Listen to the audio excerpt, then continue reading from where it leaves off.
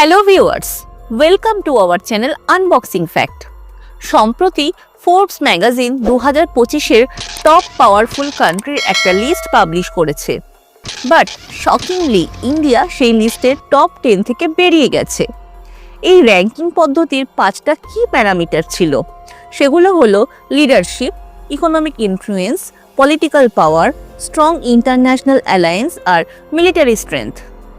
ওয়ার্ল্ডের 5th largest economy আর 4th largest military power হয়েও ইন্ডিয়া কিভাবে টপ 10 লিস্ট থেকে বেরিয়ে গেল? ইন্ডিয়ার বর্তমান র্যাঙ্ক 12। কোন কোন দেশ টপ 10-এ জায়গা করে নিল আসুন জানা যাক। 5টা প্যারামিটার কি বলেছিলাম? Leadership, economic influence, political power, strong international alliance আর মিলিটারি স্ট্রেংথ। ইকোনমিতে 5th লার্জেস্ট আর মিলিটারিতে 4th লার্জেস্ট, তাহলে এই দুটো পয়েন্টে কোনো প্রশ্ন নেই। তাহলে বাকি থাকলো লিডারশিপ, পলিটিক্যাল পাওয়ার আর স্ট্রং ইন্টারন্যাশনাল অ্যালায়েন্স। প্রথমেই আমরা বোঝার চেষ্টা করি লিডারশিপ আর পলিটিক্যাল পাওয়ারে কি খামতি হলো। 2024-এর লোকসভা ইলেকশনে বিজেপির একক সংখ্যাগরিষ্ঠতা না পাওয়াটা কি এর একটা কারণ হতে পারে? কি মনে হয় আপনার? কমেন্ট করে অবশ্যই জানান। নেক্সট প্রশ্ন স্ট্রং ইন্টারন্যাশনাল অ্যালায়েন্স নিয়ে। ভারতের প্রতিবেশী পাকিস্তান আর চায়নার সাথে কোনোদিনই সেরকম সুসম্পর্ক গড়ে ওঠেনি। সেই সিচুয়েশন এখন বাংলাদেশকে নিয়েও আর খানিকটা নেপালের সাথেও। নেক্সট প্রশ্ন হচ্ছে বর্তমানে ভারতের কেমন সম্পর্ক সুপার পাওয়ারগুলোর সাথে, অর্থাৎ ইউএসএ, চায়না আর রাশিয়া। প্রথমেই তো চায়নাকে বাদ দিয়ে দিতে হয় সুসম্পর্ক যাচাই করতে বসলে। এবারে আসি ইউএসএ আর রাশিয়াকে নিয়ে। সত্যি বলতে কি বর্তমান পরিস্থিতিতে ইন্ডিয়াকে এখন ইউএসএ আর রাশিয়ার দুই নৌকায় পা দিয়ে চলতে হচ্ছে। রাশিয়ার সাথে ইন্ডিয়ার বরাবরের ভালো সম্পর্ক, আবার ইউএসএর সাথেও ধীরে ধীরে ভালো সম্পর্ক গড়ে উঠেছে, বিশেষ করে ডোনাল্ড ট্রাম্প সরকারের সাথে তো বটেই। ডোনাল্ড ট্রাম্পের আগের প্রেসিডেন্সিতে হাউডি মোদি আর নমস্তে ট্রাম্পের রোশনাই সারা দুনিয়া দেখেছে, ঠিক কিনা? এদিকে রাশিয়ার ইউক্রেন হামলার পর থেকে রাশিয়াকে এক প্রকার এক ঘরে করার চেষ্টা করে চলেছে ইউএসএ সহ বাকি পশ্চিমী দেশগুলো।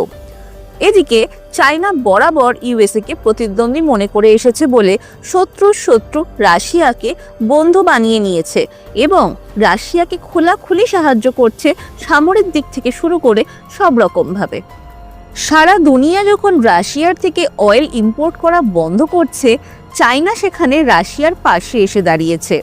কিন্তু ইন্ডিয়া খোলাখুলিভাবে রাশিয়ার পাশে দাঁড়াতে পারছে না, কারণ ইউক্রেন যুদ্ধে রাশিয়াকে সাপোর্ট করা মানে ইউএসএর চক্ষুশূল হয়ে যাবে ভারত। এদিকে ইন্ডিয়ার সব থেকে বড় মিলিটারি সাপ্লায়ার এখনো রাশিয়া।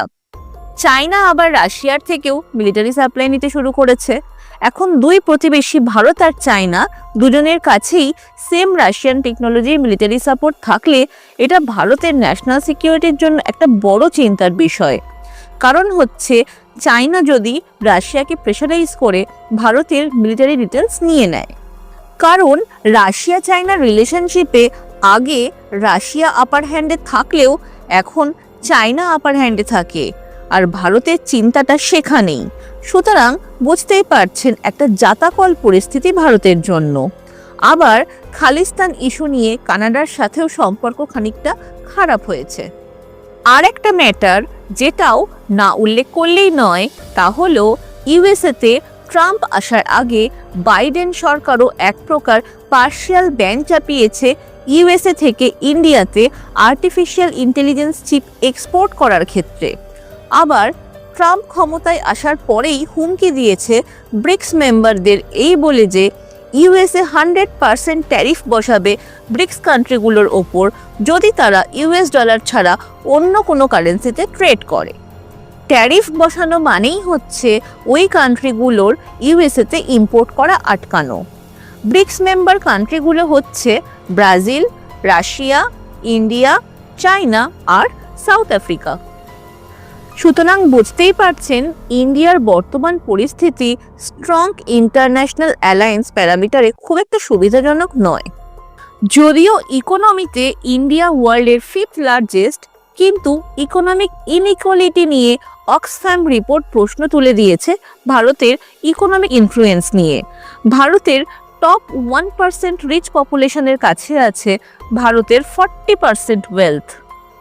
আশা করি মোটামুটি একটা আন্দাজ পাওয়া গেল যে ভারত একটা প্যারামিটার অর্থাৎ মিলিটারি পাওয়ারে স্ট্রং থাকলেও বাকি 4টে প্যারামিটারের ডাউটফুল পজিশনের জন্যই হয়তো টপ 10 লিস্ট থেকে বেরিয়ে গিয়ে 12th পজিশনে আছে।